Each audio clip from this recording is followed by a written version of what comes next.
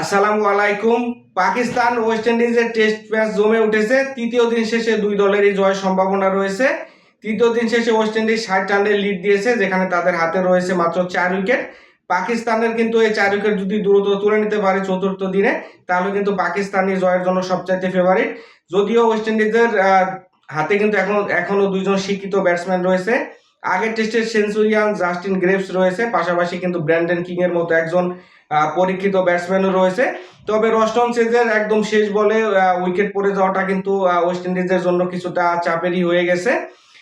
এর আগে কিন্তু 43 রানের লিড পায় ফার্স্ট ইনিংসে এখানে পাকিস্তান।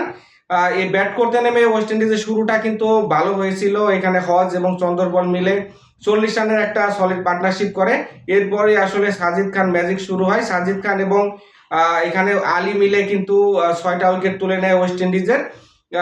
যেখানে কিন্তু আমরা দেখেছি যে হস এবং চন্দরপল পড়ে যাওয়ার পর কিন্তু অন্য ব্যাটসম্যানরা দাঁড়াতেই পারেনি। 103 রান করেছে 6 উইকেট হারিয়ে ওয়েস্ট ইন্ডিজ।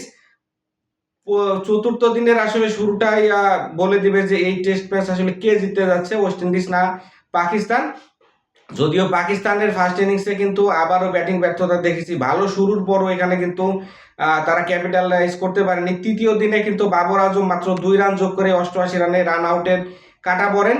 দশম সেঞ্চুরি তিনি আসলে করতে পারেনি, যেটা আসলে তারই ভুল ছিল। এখান থেকে আসলে রানের কোনো সম্ভাবনাই ছিল না। এর পরবর্তীতে আমরা দেখেছি যে জোমেল ওয়ারিকান ওয়েস্ট ইন্ডিজের স্পিনার, তিনি কিন্তু একাই পাকিস্তানের ব্যাটসম্যানদের ঘুরিয়ে দিয়েছে। জোমেল ওয়ারিকান কিন্তু তার টেস্ট ক্রিকেটে তার সেরা বোলিংটাই তিনি এই ইনিংসে করলেন। যেখানে আব্দুল্লাহ শফিক ব্যতিক্রম ছিলেন। আব্দুল্লাহ শফিক কিন্তু 160 রান করে নট আউট ছিলেন। তাকে সঙ্গ দেওয়ার মতো কিন্তু কোনো ব্যাটসম্যানই ছিল না পাকিস্তানের, যেখানে কিন্তু সালমান আলী আগা, তারপরে রিজওয়ান সবাই কিন্তু ব্যর্থ হয়েছে।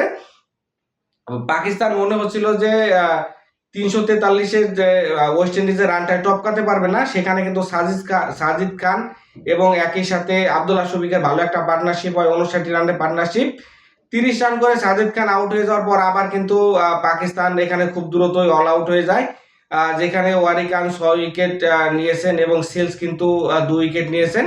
পাকিস্তান আসলে প্রথম টেস্টে কিন্তু 210 রানের টার্গেটে মাত্র 120 রানে অল আউট হয়ে যায়।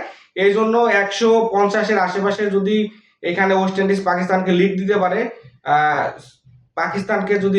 ওয়েস্ট ইন্ডিজ, সেটাই কিন্তু আমার কাছে মনে হয় যে খুব একটা ফাইটিং টোটাল হবে। এখন দেখার বিষয় আসলে চতুর্থ দিনের শুরুতে আসলে কোন দল এগিয়ে যায়, পাকিস্তান না ওয়েস্ট ইন্ডিজ। তবে যে দলই জিতবে আরো একটা এক্সাইটেড পূর্ণ কিন্তু আমরা ক্লোজ এনকাউন্টার দেখতে যাচ্ছি, এ কথা নিশ্চিত করে আসলে বলাই যায়।